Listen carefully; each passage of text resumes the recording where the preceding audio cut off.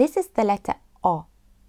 Just like other Lithuanian vowels, A and A, O can be pronounced in two ways, either short or long. As a rule, a short vowel sound O is very common in international words.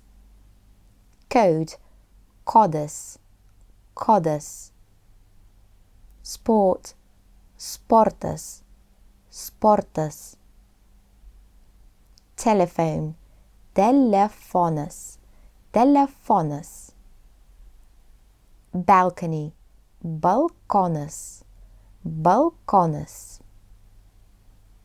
Microphone, mikrofonas, mikrofonas. Tomato, pomidoras, pomidoras.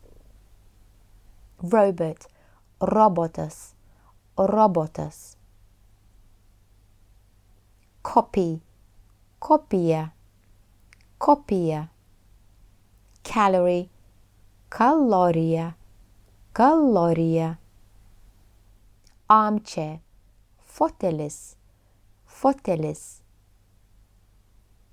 And finally, a long word, photo-camera, fo-to-a-pa-ra-tas, fo-to-a-pa-ra-tas. A long vowel sound O.